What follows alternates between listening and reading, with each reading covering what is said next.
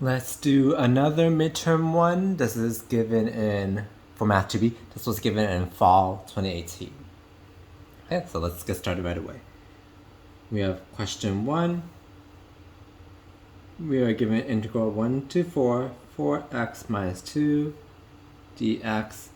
Evaluate this using the definition of the definite integral. Okay, so how do we do that? Remember the definition of the definite integral. Integral from a to b f of x dx is, limit as n goes to infinity of the summation of I is 1 to n f of x sub I delta x. Delta x is b minus a over n. X sub I is a plus delta x times I. Delta x is the width of your rectangle. This is the sample point starting from the leftmost point, and then you increment by the width of the rectangle. Okay? So we have this when we have our b as 4 and a as 1. b minus a over n is just 3 over n. X sub I in our case, our a is 1, so a plus 3i over n. Okay, 1 plus 3i over n. So this guy is equal to limit n goes to infinity, summation I goes to 1 to n, from 1 to n, f of x sub I. Our f of x is 4x minus 2. Wherever there's an x, we plug in x sub I. So we get 4. X sub I is 1 plus 3i over n minus 2. This guy is f of x sub I times delta x, that is, times 3 over n. Let's clean this up a little bit. We can move this 3 over n out of the summation because that doesn't depend on I. So maybe it'll help us see things better. Let's distribute this 4 in. So we get 4. We have a minus 2, so it'll be 2 plus 12i over n. Okay?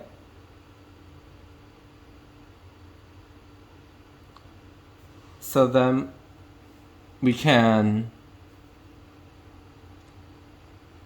distribute the summation to both of them. So it'll be 3 over n times summation I goes from 1 to n of 2 plus 12 over n summation I goes from 1 to n of I. This 12i over n should be in here, but we see 12 over n does not depend on I. We move it out. Okay? Limit n goes to infinity, 3 over n.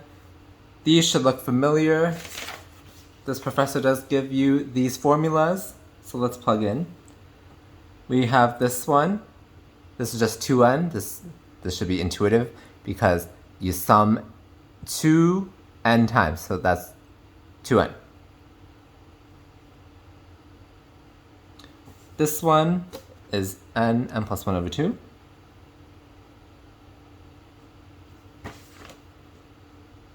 We have this. Okay, we see these can cancel. This can cancel to a 6. Okay, and then let's move this 3 over n back inside. Let's distribute it to simplify some more things. This 1 over n would cancel with this n. We would get 6. And then plus, we would get 18 times n plus 1 over n. Okay? This limit now is easy to calculate. Limit of a constant is just a constant. Limit of 18 times, okay, we can move out the 18, that's a constant. Limit as n goes to infinity of n plus 1 over n. If you L'Hopital's, that would be limit as n goes to infinity of 1. So it'll just be 18 times 1, which is 24. Okay, that's our answer for number 1. Not too bad. Just have to remember the Riemann sum. Okay, let's move on to the next problem.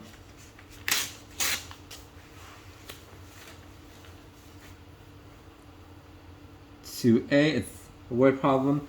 Light bulb produces energy, E of t, at a rate of f of t is e to 0.1 t watts per minute. Technically, there should be a capital W, but in the problem they didn't do that. Anyway, initially, the energy is 100 watts. That's the notation for watts, for units, okay? What is the energy after 1 hour? Okay? So we are given that E of t is at a rate of f of t, which is e to 0.1 t. The hint should be watts per minute.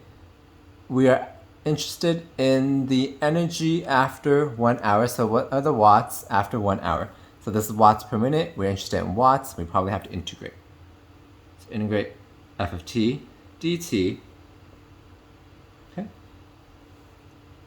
We probably have to do that.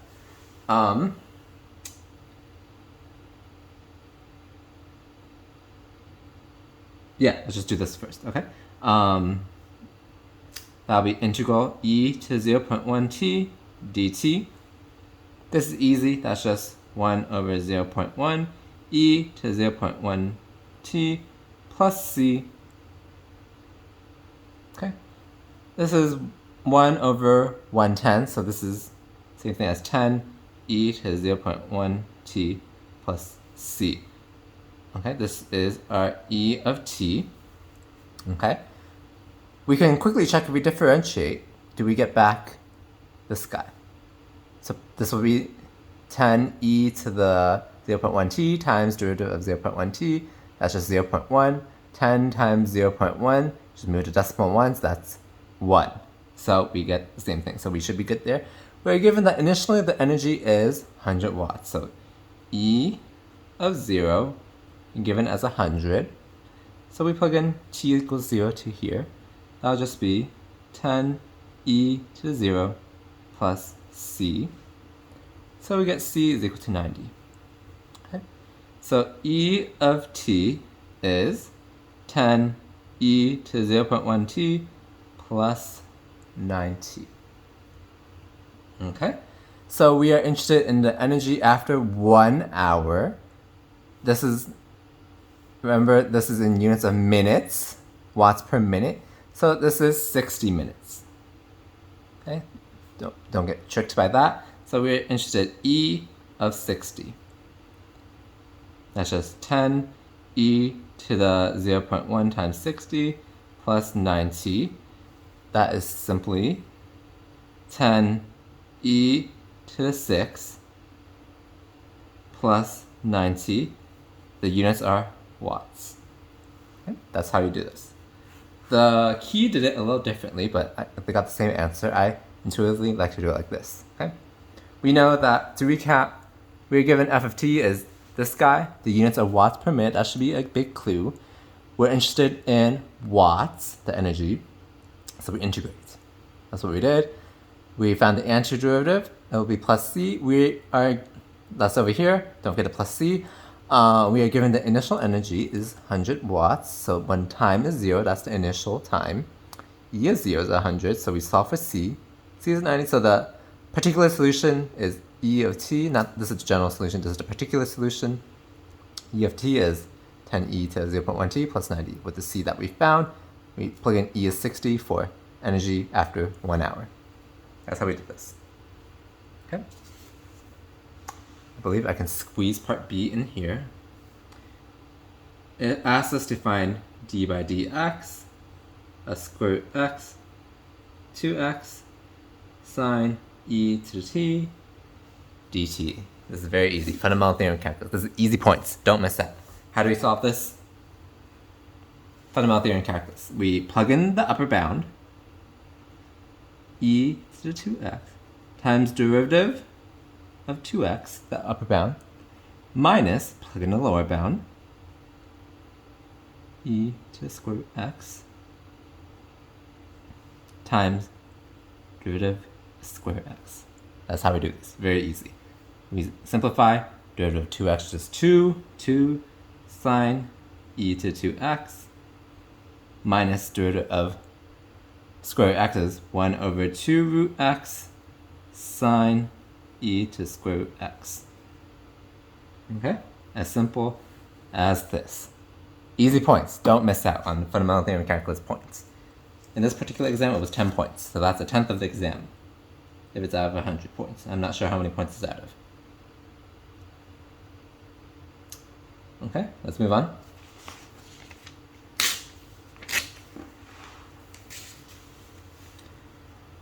To C, we suppose integral from 5 to 7 g of x dx is 3. We're asked integral from 2 to 3 g of 2x plus 1 dx equals what? Okay. How do we solve this? Likely, we have to make a substitution. Because it's not like this is 5 to 7 and we're asked, like, we're not, okay, what I was thinking was, we're not given, like, if this is integral from 5 to 7 and we're given another integral that's like 7 to 9, then what's the integral from 5 to 9 or something like that. It's not one of those. This one, the argument of g is different, so we likely have to make a substitution. Okay? So let's evaluate this. 2 to 3 g of 2x plus 1 dx. Let's let u be 2x plus 1. We want to make it kind of look like this. U is 2x plus 1. du is 2 dx. Okay? So we substitute, we'll do a limits of integration afterward. This would be g of u, then it'll be dx is just du over 2. Okay? Limits of integration, when x is 2, we plug in here, u is 5. When x is 3, we plug in here, u is 7. So look, we get something that looks like that. So this is simply half integral 5 to 7 g of u du. This u is just this g of u du is just a variable. You can change it to x. It's just a name. And we just made a substitution. We defined u to be 2x plus y. But you can change this to be y, and then this to be y, something like that. It's just a variable name. Okay? So this is just half times 3, so 3 halves. Simple as that. Okay, 3a, find area of the region enclosed by what curves?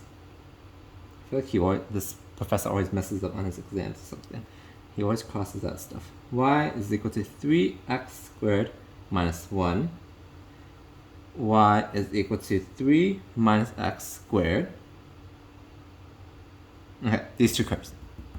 Okay, so let's sketch those. How would they look?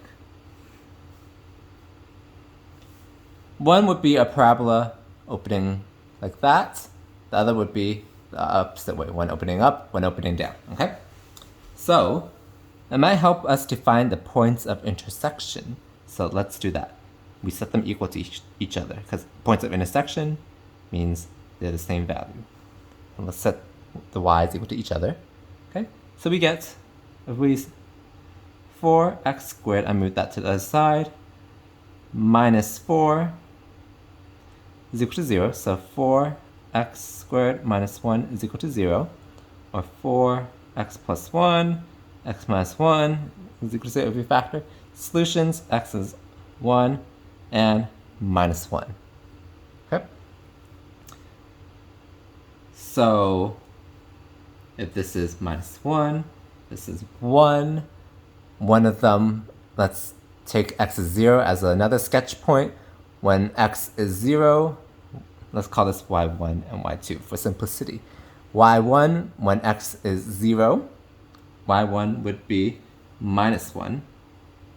Okay, so this one would open like this. something like this. This is y1. And then y2, it should open the other way. When x is 0, y is 3. So if this is 1, 2, 3, this is 3. Then remember we said it had to intersect at those points, so it would open, whoops, something like this. This is y2. Okay? So your region of interest is over here, okay? Area, remember how we do it? Upper curve minus lower curve.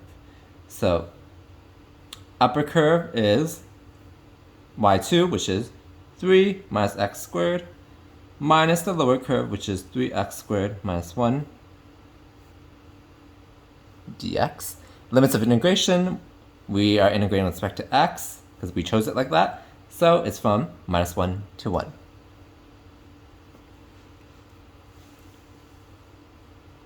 Let's simplify. This would be 3,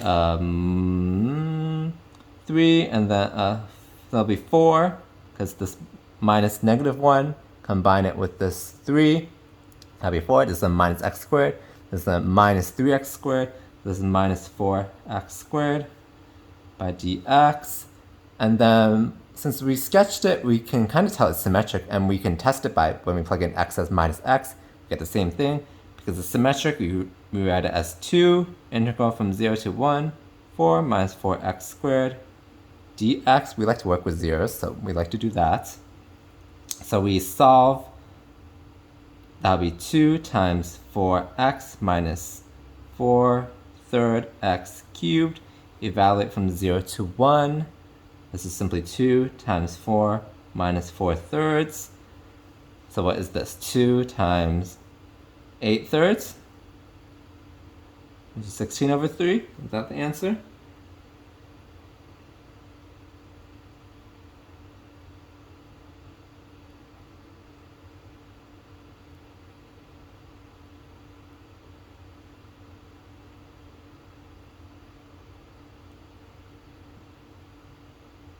One second. Yes, okay. The answer got cut off, but he has another answer key at the top of his solution. Yes, so this is the answer. Okay, so upper curve minus lower curve. That's the theme for area. Okay, let's move on. We're going to use the same region, most likely.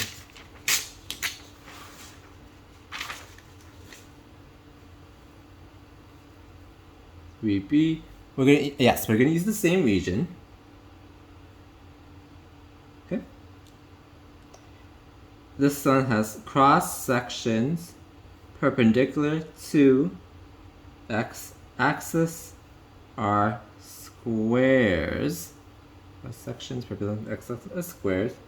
Set up integral to find volume of the solid. Okay? Region. Okay, so the base of the solid, is region in part A. Let's say that, okay? That's what the question says. The base of the solid is the region in part A. Hopefully you can see that. It's a little small. But okay, cross sections, I wrote it like this, that's shorthand. Perpendicular to the x-axis are squares. Set up an integral to find the volume of the solid. Okay? So let's sketch the region one more time. It looks like this, correct? Okay. We take a cross section perpendicular to the x-axis. Perpendicular, so like this. It's a square, so square here, a bigger square here, so on, so forth, okay? So we want to find the area, the volume of this solid. So it's just area of the base times height. Area, that's volume, right? The area of the base is the square, so area of the square is side square times the height is dx. Okay? So what is this length s here? That is, once again, upper curve minus lower curve, because the length of this upper half, or so-and-so half, is not quite half probably, but this upper part is this curve, 3 minus x squared. The length of this guy is this curve, which is, what's the other curve? 3x squared minus 1, okay? So the volume is the integral from minus 1 to 1 again, minus 1 to 1 of the upper curve, which is 3 minus x squared, minus lower curve, which is 3x squared minus 1. This whole thing squared dx. Okay? We just have to set it up. This is it. We don't have to solve it.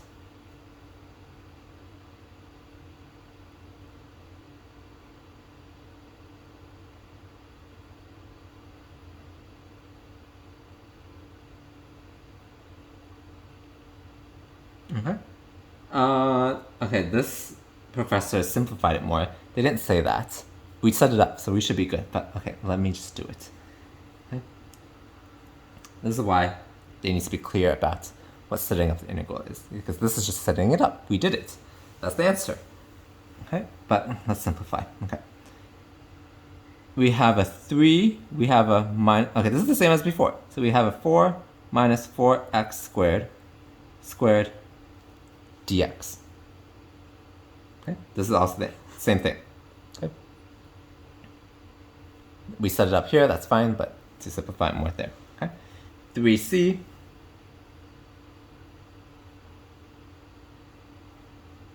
find volume of the donut obtained by rotating the disk centered at 3, 0 and radius 1 about the y-axis.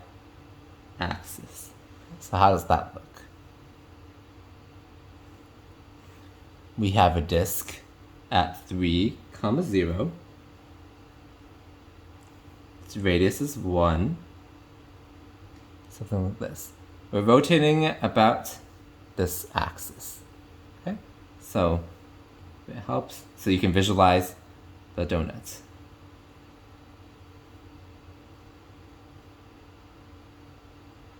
Something like that, okay? If that helps you visualize it, okay? So, how do we solve this? This one's a little tricky. How do we get this region? Well, you have to know the equation for a circle. If you remember it, that is x squared plus y squared is 1. But we shift this by 3, so it'll be x minus 3 squared plus y squared is equal to 1. Okay? So we're revolving about a vertical axis. So our integral is going to be something dy.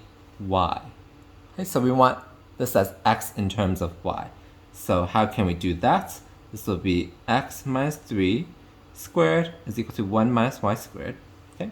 And then x is equal to plus minus square root 1 minus y squared plus 3. Okay? So this part would be the positive, this part would be the negative. Okay?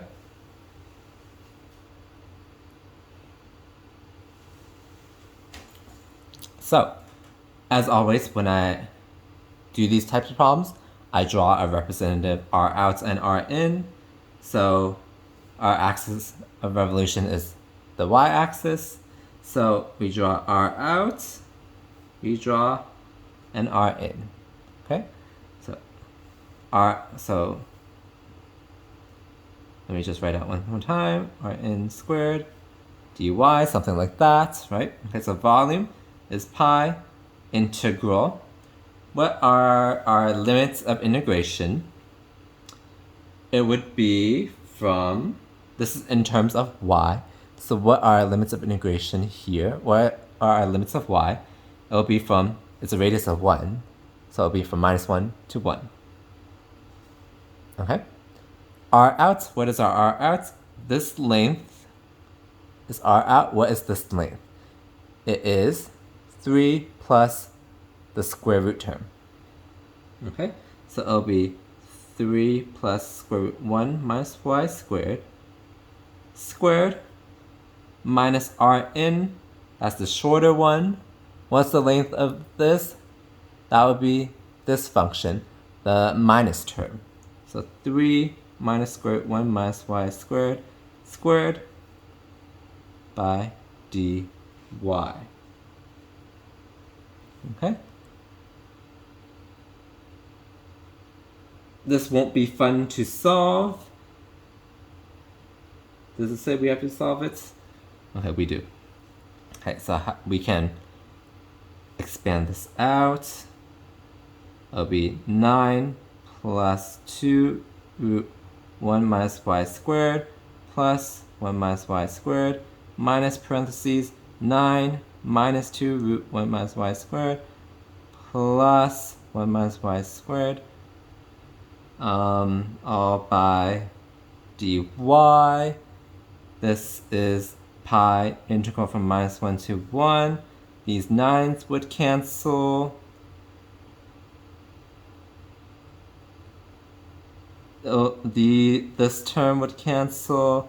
We're left with 4 root 1 minus y squared dy.